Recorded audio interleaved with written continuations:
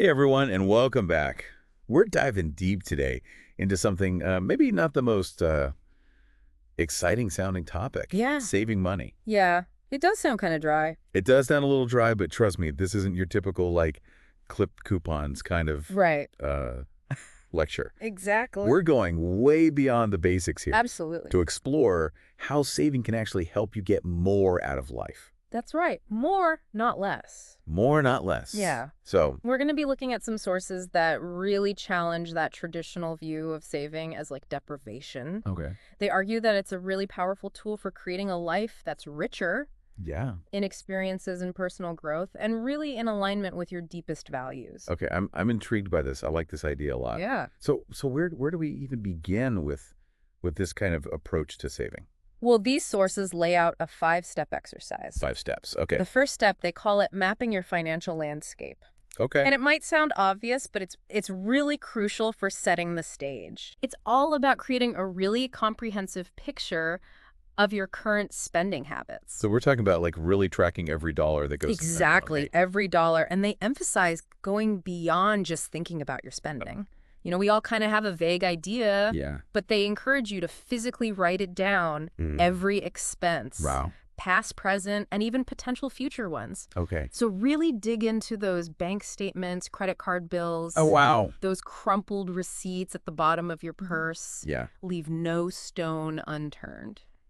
I can see how that level of detail would be really eye-opening. Oh, absolutely. You know, for me, just the act of like writing things down makes me so much more conscious Yeah. of where my money's going. Absolutely. And the sources argue that this act of writing creates a psychological shift. Okay. It forces you to confront your spending patterns Yeah. in a really tangible way, Uh-huh. revealing those subtle leaks or unconscious habits that you might not even realize are draining your resources. It's like shining a spotlight on those areas where we're just spending on autopilot, Totally automated. not even thinking about Yeah. the value we're getting in return. Precisely. And that brings us to step 2, which the sources have playfully dubbed the value interrogation. Ooh, I like that. Yeah. Putting each expense on trial. You got it.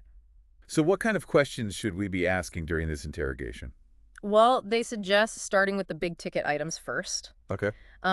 These could be past purchases that are still impacting your finances, like Oh. that timeshare you rarely use, Right. but you're still paying for, or they could be potential future expenses, Okay. like a major home renovation or that shiny new car you've got your eye on. That makes sense. Taking a step back and really scrutinizing whether those big expenditures Right. are really aligned with, you know, Yeah, your values, your goal. exactly. And this is where it gets interesting. Okay.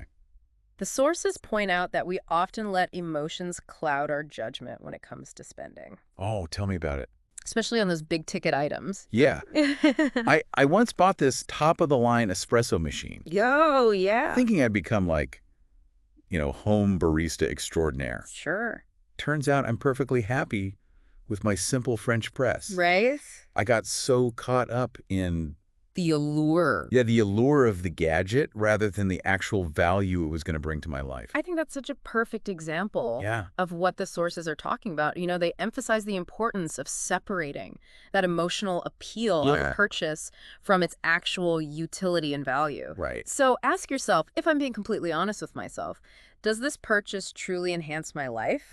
Or am I letting other factors drive my decision? Yeah. Like status or Or- the fear of missing out? Yeah. Keeping up with the Joneses, all that. All of that. Yeah. And the sources argue that this kind of honest self-assessment is essential for moving on to step 3, Okay. which focuses on aligning your spending with your enjoyment. Okay, so this is where we start to connect the dots between our money and our happiness. Exactly. It's about shifting the focus from simply cutting back on expenses Okay. to making sure that the money you do spend is bringing you genuine joy and fulfillment. So it's not about deprivation. It's about Right. making sure that your spending is actually supporting the kind of life you want to live. That's right. They use the example of an RV rental Okay. that costs $250 per day. Okay. On the surface, that might seem like a reasonable price for Yeah. a fun vacation, Here. but they challenge you to go deeper. You Okay. can ask yourself, does that RV actually provide $250 worth of enjoyment? Compared to other things. Exactly, compared to other ways I could be spending that money. So it's about looking at the relative value Yes. of different experiences, Yeah. taking choices. Conscious choices about where to invest your resources. Yeah. Absolutely. So think about it this way. If you could choose between that $250 RV rental Okay. and a weekend getaway to a charming bed and breakfast for half the price. Which experience would truly bring you more joy? Yeah, I've definitely been in those situations where I've realized in hindsight that I would have been happier Yeah. spending, less on a simpler experience that Yep. was more, Right. More you. yeah. And that's the key takeaway from this step. Mhm. It's about being mindful of your spending habits and making sure that they're aligned with what truly matters to you. Yeah. Not with societal expectations or fleeting impulses. I'm already starting to see how this approach to saving Yeah, can be really empowering. it is. It's not about restricting yourself. It's about making conscious choices Exactly. that enhance your life. Absolutely. And that sense of empowerment is even more apparent in step 4, Okay. which reframes saving as a tool for enrichment. Okay. This is where things start to get really exciting. I think so. So how do these sources challenge the traditional view of saving as like a chore or a sacrifice? They present it as a way to proactively fund your ideal life. To fuel the experiences and pursuits that buy you joy and meaning. So it's not about like hoarding money for some distant future. Right. It's about using it to create a life that's rich Yes. and fulfilling right now. Precisely. And they illustrate this concept with some really concrete examples. Okay. They talk about the power of saving even small amounts, like $8 per month. $8. $8 might not sound like much. Yeah, it doesn't sound like much. But they argue that it's a gateway to achieving some pretty ambitious goals. So it's like planting a seed that can grow into something much bigger. Exactly. Right. Over time. Yeah. They challenge you to think about what you could achieve with that $8 a month compounded over time. Okay. They suggest using it to fund a second honeymoon, Ah. creating new memories with your partner, or you could use it to pay for a day off work once a year. A day dedicated solely to spending quality time with your kids. I love that idea. Yeah. It's about using your savings to create those priceless moments that truly enrich your life. And it doesn't have to stop there. They talk about how that $8 a month invested wisely Okay. could provide you with an extra $50 per month during your retirement years, Wow. giving you more financial freedom to pursue your passions. So it's about planting seeds that will bear fruit, Yes. both in the present and in the future. Exactly. And they also emphasize the power of saving to support your personal growth. Okay. Imagine using that $8 to buy 6 good books a year, expanding your horizons and diving into new areas of knowledge. Or how about channeling that $8 toward monthly banana splits with the family? There you go. Simple joys, Yeah. shared moments, Yeah, creating memories that last a lifetime. absolutely.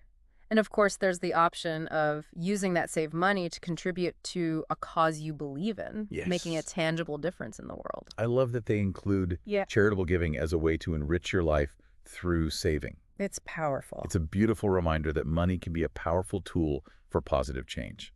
What's fascinating here is the sources aren't just listing random examples. They're showcasing the ripple effect of small, consistent savings.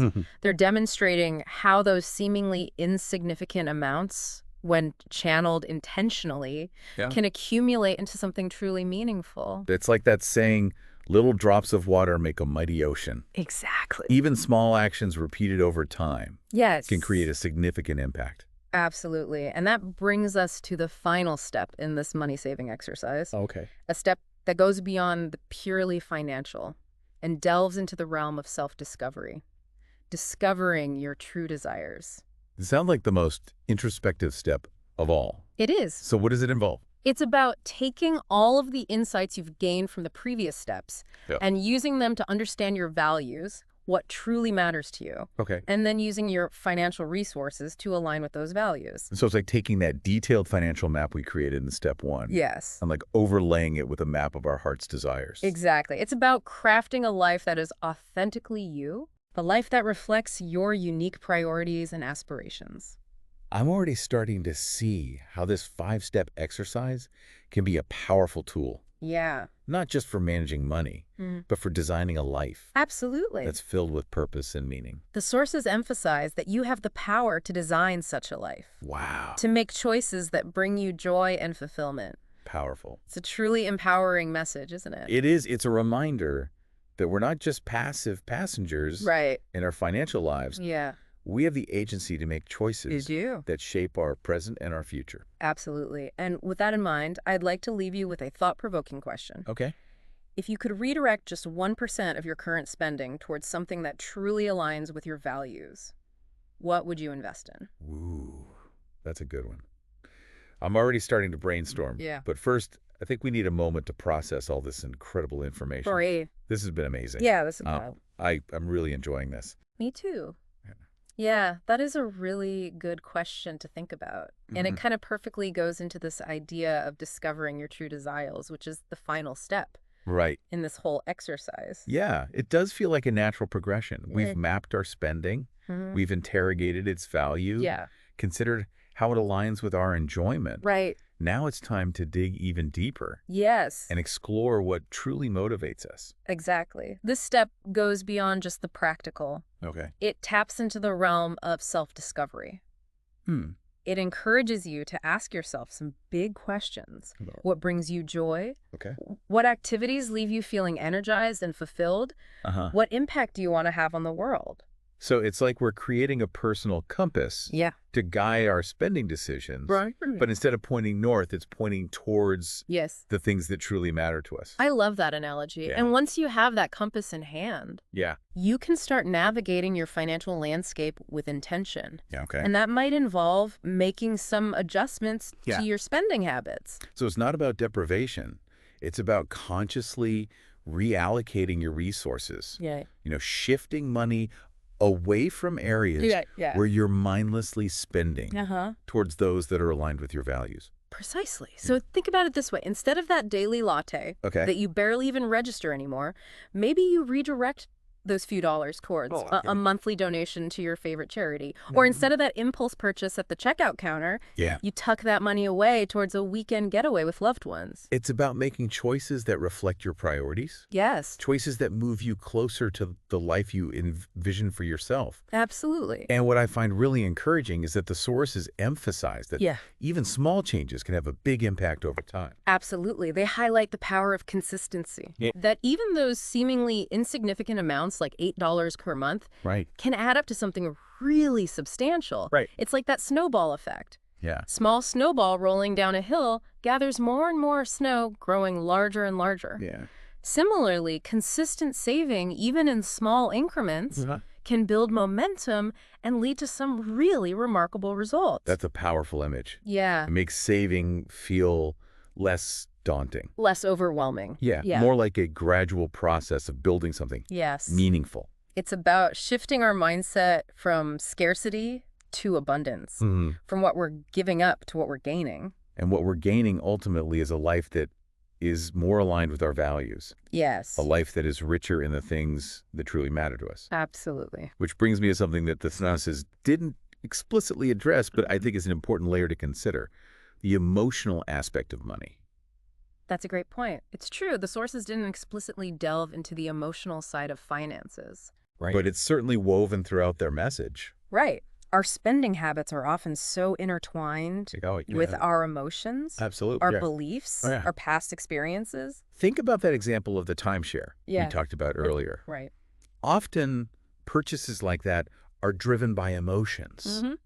The desire for status. Right. The fear of missing out. Yeah. The longing for a certain lifestyle. And when those emotions cloud our judgment, we can end up making decisions that aren't truly in our best interest. Exactly. Both financially and emotionally. So a crucial part of this whole money-saving exercise, this journey of financial awareness, is developing a deeper understanding of our own emotional relationship with money. Okay.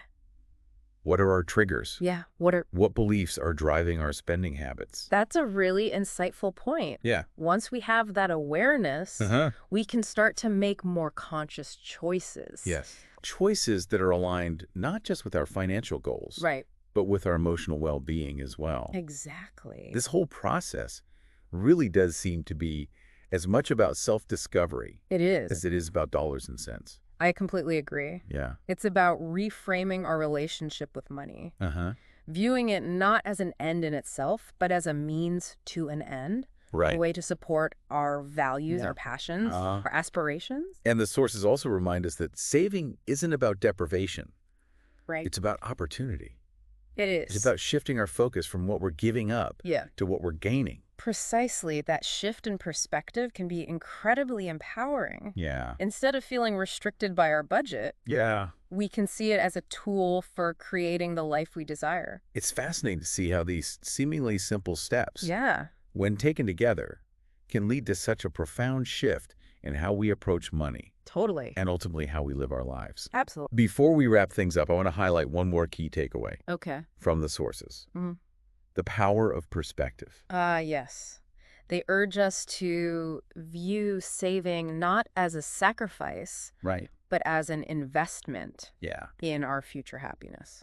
And I think that's a perfect segue into the final question I want to leave you with today. Dear listener, what is one small step you can take today to align your spending with your values? It could be as simple as canceling that unused subscription, brewing your coffee at home instead of hitting the drive-thru, or setting aside a few dollars each week towards a goal that truly excites you. Remember, even the smallest actions, when done consistently, can create a ripple effect leading to a richer, more fulfilling life. It's all within your reach. Wow. Just take that first step. Yeah, it really is amazing to think about all the positive change that can happen when we start to see saving not as a restriction, as this key to creating a life that reflects our values. Exactly. It's about shifting that focus, from what we might be giving up in the short term to those long-term gains. Wow. The richer experiences, that deeper sense of fulfillment that comes from aligning our spending with what truly matters. And I think that's a perfect note to end on. Yeah. But before we officially wrap up this deep dive, let's do a quick recap for our listeners. Sounds good. Of the key takeaways here. Okay. So I think it all starts with awareness. Yeah. That's why the sources really emphasize the importance of mapping your financial landscape. Taking the time to track your spending meticulously. Right. Even those tiny expenses. Those little ones. It can reveal so much about where you might be leaking money. Hidden patterns. Yeah, without even realizing it. Absolutely. That initial step is so important. It lays the groundwork for everything that follows. Yeah. Once you have a clear picture of your spending habits, you can move on to the next step, which is evaluation. Right, the value interrogation. Exactly. This is where we put each expense on trial, asking ourselves those tough questions about whether it truly aligns with our values. And remember that evaluation isn't just about cutting back. Right. It's also about identifying those areas where you might actually want to invest more. Yeah. Whether that's experiences that bring you joy, personal growth opportunities, supporting causes that you believe in. It's about using your resources intentionally. Absolutely. To craft a life that is both fulfilling and financially sound. The key is to shift your mindset from scarcity to abundance.